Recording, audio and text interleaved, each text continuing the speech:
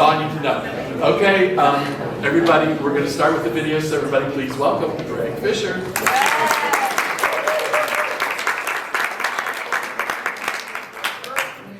Thanks everyone for coming. It's World Gratitude Day. I just want to, say thanks to Mackie again, and thanks for everyone's support of the book. It's been a labor of love. I'm extremely proud of it. Yeah, I really couldn't be more happy to see everybody in the crowd. I have a few books left, and I'll talk a little bit after this slideshow. If it's going on for too long or something, we can figure that out. It's about 14 minutes long, but it's a good little slideshow that I personalized, and I want to share with you guys. So, without further ado.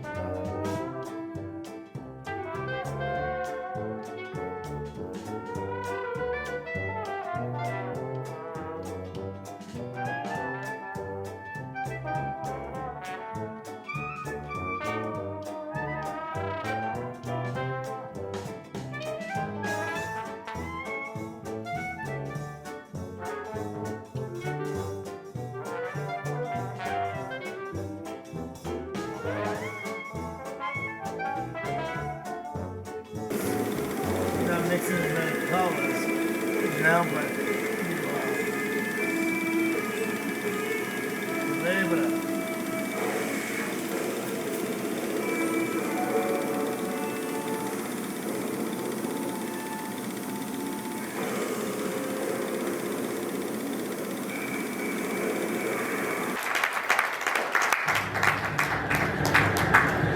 Last year I was working as a waiter at Ruth's Chris in Baton Rouge, and I decided that I wanted to open up a publishing company. And and then, you know, the holidays came, and I was working on a book about waiting tables, and then Christmas came, and then Mackie passed away, and I was kind of in a flux, you know. And I was sitting on the couch, and my wife Carrie came home from work, and she saw me, I guess, kind of listless, and said, "Why don't you write a book about Mackie?" And I said, "Because I've been crying all day." That's why I don't know if I can do that. I said, "Well, maybe I could, you know, maybe that's a good idea."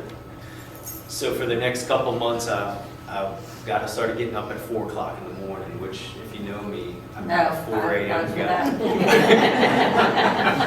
But I felt like a drive to do that, and I wound up just pumping out these little essays about my time with Mackie, little anecdotes, if you will, you know, about my time painting floats with him. When I got out of graduate school in 2011, I went and worked with Mackie for a full year, you know, and slept on my mom's sofa. You know, when you're in something that seems really crappy, you don't realize that might be one of the best years of your life, you know, at the time. It's really weird. So I took all that and was able to channel it into these stories that I was able to tell about my time working with Mackie and getting to know my Uncle Mac's business more intimately.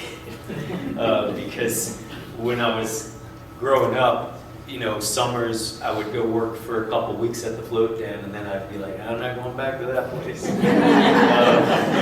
Or even on a winter break, I'd go for a few days, it would be ice cold, and I'd be doing paper mache, like, I'm freezing, I can't do this. So I didn't, but with Mackie, I felt a lot of courage, you know. He was a courageous guy, and it gave me a sense of power, maybe, or just dignity or something that I didn't have, you know. I always felt like I could be somebody with Mackie. And so when Mackie passed, I really couldn't believe it. I would tell you, you know, if you lose somebody close to you, the best thing to do would be to take off work for 3 months and write a book about it. All that grief will go away. It doesn't go away that way. You know, it was a wonderful exercise, and it did help, I'm sure, and I'm very grateful for the opportunity to do it. But it was, and it still is, very painful. I thought about maybe just reading a small bit of the book, and then maybe taking questions if you want. My favorite chapter of the book, by the way, is the Van Morning chapter. It's a pun. It's when Mackie and I used to work together, we used to say, have you Van Morning yet? Because we only had one CD at the shop, and it was Van Morrison's Moon Dance. And so, did you Van Morning did you listen to, I've listened to it 4 times already, you know. So I kind of wanted to read that chapter, but I'll let you actually go home and read it, and hopefully some of these pictures help maybe give you a sense of where I was at the time, because I was kind of a mess, to be honest, that year, but, you know, just hanging on and doing what I wanted to do. So this is on 23. This is called Doomsday Defense. I could smoke a cigarette and watch Mackie for hours, whether he was making flowers, moving floats, or carving styrofoam into the Fred Flintstone car or the face of Christ. He had balance like a cat. A low center of gravity and freakish strength could keep him on a ladder for as long as he needed to finish painting or stapling canvas to wood. I might as well have been sitting in the Sistine Chapel watching Michelangelo paint the creation of Adam, sitting on an upturned paint bucket on the dirty floor in the middle of all the floats. It was a holy place to me. The den was at the center of my artistic universe. My mom always worked around money, casinos, banking, ATMs. My dad worked in insurance. I was pretty certain that art was none of those things. I mean, money is useful, but it's not beautiful. Mardi Gras floats are both beautiful and useful. There's a difference. I think of Mackie as being an avant-garde artist because much of what he did required experimentation. Mardi Gras art requires work with many different materials. For instance, working with foam and fiberglass was challenging to learn and didn't always work out. I saw him trash a couple projects in disgust. But it's a paradox to say that Mardi Gras is avant-garde because, remember, Mardi Gras is still the sun. It's the very center of New Orleans, and the city keeps orbiting. Mardi Gras is archetypal. Parade, music, and costumes over and over again 1,000 ways. The messaging is typically based on mythology from Native American to ancient Greek and Roman. You know what's avant-garde, Stava? Chewbacca's is avant-garde. That's true, Stava. Mackie would occasionally talk to me while I wrote the book, and I would make sure I put those passages in italics so that you knew when Mackie touched this text directly. Other than having long hair and a goatee, Mackie wasn't trying to be cool. He just was.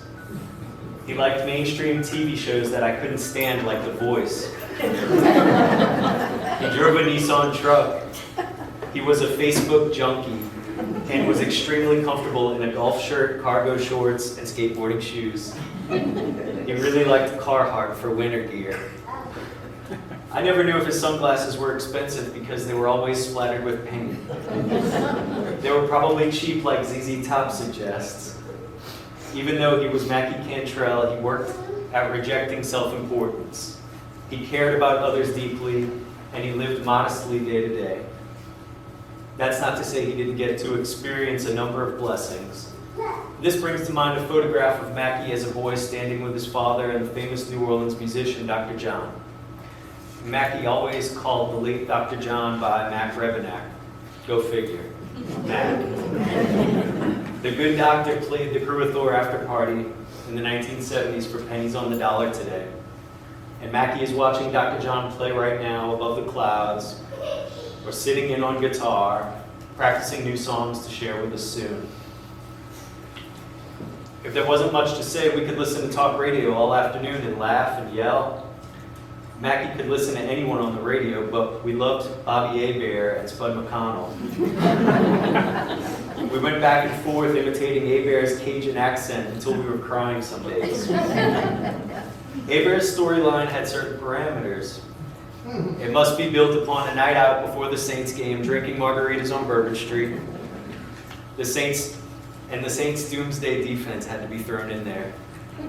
Mackie, I gotta tell you, Deke, last night I was at the world-famous Rick's Cabaret in New Orleans, and on my third delicious margarita, I realized that the Saints are supposed to have the Doomsday Defense, but it looks like we the ones that's doomed.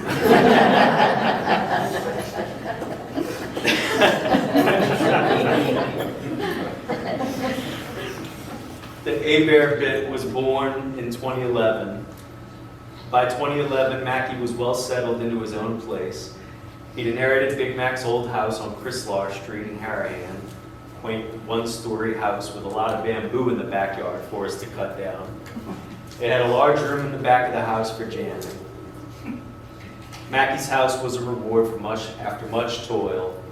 There were ups and downs in Mackie's life like any, refusals, risks, figuring out his place, forming a company, disputes, concerts, breakups, vacations.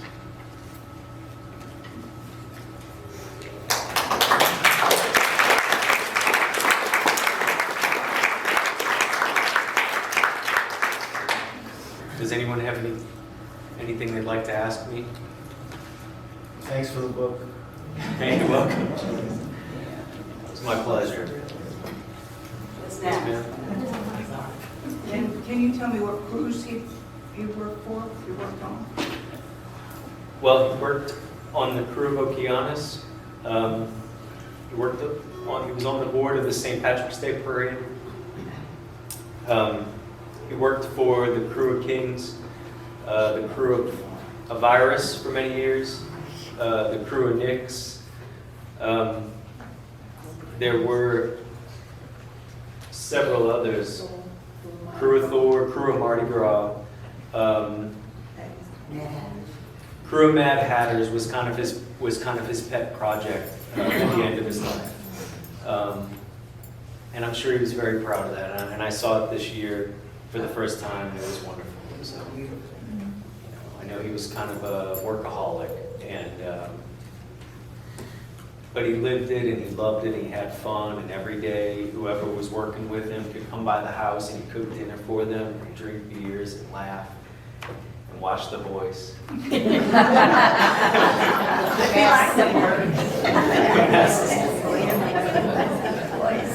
Yeah, I mean, I'm not picking on it.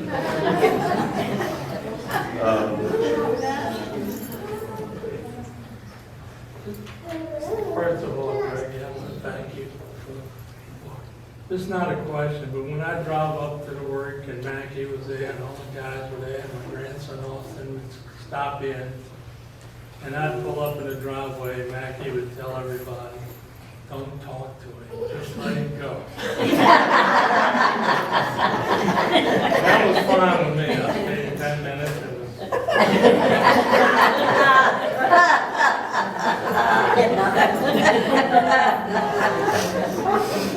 You told me? Austin told me that. Making a conversation. Let him go. You know, yeah, whatever. Anyone else? That's Mackie's father, by the way, if you're rolling off the street. How'd you get the name of the book? Where did that come from? The name of the book comes actually from Mackie's buddies, Paul Dana and Donald Duck Lally, who you saw him pictured with the Saints jerseys on. Paul would come visit Mackie all the time. They're old buddies. He'd come to the shop and he would just kind of lay it on Mackie, whatever was going on with him. And every time he showed up, Mackie would say, "Oh, it's the sheriff of Bucktown."